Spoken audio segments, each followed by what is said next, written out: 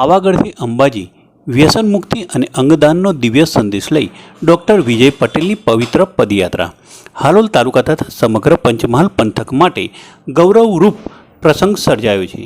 પાવાગઢના જગતજનની મહાકાળી મંદિરના ટ્રસ્ટી તથા હાલોલમાં મા સર્જિકલ હોસ્પિટલના MS સર્જન ડૉક્ટર વિજયભાઈ પટેલે વ્યસન મુક્તિ, અંગદાન અને રક્તદાન જેવા માનવ જીવન માટે અત્યંત અગત્યના સંદેશ સાથે પાવાગઢથી અંબાજી સુધીની પવિત્ર પદયાત્રાનો પ્રારંભ કર્યો છે।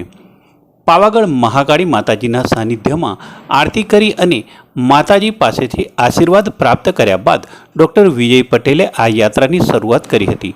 લગભગ 350 કિમીનું અંતર 5 દિવસમાં પૂર્ણ કરીને ભાદરવી પૂનમે અંબાજી મંદિર પહોંચીને તેઓ સમગ્ર માનવજાતના કલ્યાણ માટે પ્રાર્થના કરશે। આ યાત્રાનો હેતુ માત્ર ધાર્મિક જ નહીં પરંતુ સામાજિક અને આરોગ્યલક્ષી છે। પદયાત્રા દરમિયાન ડૉક્ટર વિજયભાઈ પટેલ તથા તેમની સાથે જોડાયેલા અજીતભાઈ પટેલ, વનરાજસિંહ ચાવડા અને રાકેશસિંહ પરમાર ગામે ગામ પહોંચી લોકોમાં વ્યસન મુક્તિનું મહત્ત્વ સમજાવી રહ્યા છે। ડૉક્ટર ભગવાનનું સ્વરૂપ છે એવો લોક પ્રચલિત સંદેશ ડૉક્ટર વિજયભાઈ પટેલે સાચો સાબિત કર્યો છે। તેઓ વૈભવી જીવન જીવવા છતાં પોતાનો સમય, શક્તિ અને સાધનો સમાજ કલ્યાણમાં સમર્પિત કરી રહ્યા છે। વ્યસન મુક્તિ, અંગદાન અને રક્તદાન જેવા મુદ્દાને લઈ પગપાળા અંબાજી સુધીની યાત્રાએ અસાધારણ ત્યાગ અને સમાજ માટેના સમર્પણનું અનોખું ઉદાહરણ છે। સમાજ બચાવો દેશ બચાવોના બેનર હેઠળ નીકળેલી આ પદયાત્રા પંચમહાલ સહિત સમગ્ર પ્રદેશમાં ચર્ચાનો વિષય બની છે। લોકો પદયાત્રાના માર્ગમાં જોડાઈને શુભેચ્છા આપી રહ્યા છે અને સંદેશને હૃદયપૂર્વક સ્વીકારી રહ્યા છે।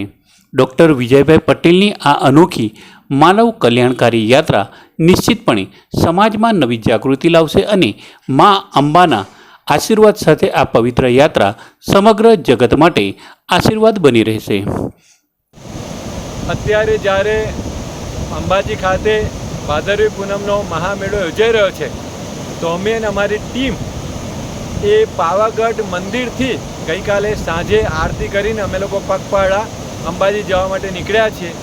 અમારો ધ્યેય એ છે કે આ પગપાળા યાત્રા દરમિયાન અમે સંદેશો આપવા માગીએ છીએ કે આજના યુવાનો જે વ્યસનમાં વધી રહ્યા છે, વ્યસનના લીધે એમને એમના પરિવારને જે નુકસાન થાય છે, અમે રસ્તામાં યુવાનો સાથે વન ઓન વન મળીને એમને પ્રયત્ન કરીશું કે એ લોકો આ વ્યસન મુક્તિ અપનાવે। સાથે સાથે અંગદાન, મહાદાન જેવું કહેવાય છે કે જીવતા જીવતા રક્તદાન અને મૃત્યુ બાદ અંગદાન, એના વિશે પણ અમે લોકો સુધી અમારો વિચાર પ્રગટ કરીશું। અમે અમારી ટીમ અંદાજિત 4 થી 5 દિવસમાં ત્યાં અંબાજી ખાતે પહોંચીશું અને અમે લોકોને પ્રેરિત કરીશું કે એક મા કાળી માં જે જગતજનની છે એની આરતી લઈને, એની મંજૂરી લઈને અમે નીકળ્યા છીએ અને 5 દિવસ બાદ જગતજનની મા અંબાના ખોળે પણ અમે જઈશું અને અમે આ સમગ્ર માનવ જાતિ, સમગ્ર વિશ્વના કલ્યાણ માટે અને શાંતિ માટે પ્રાર્થના કરીશું। જય માતાજી।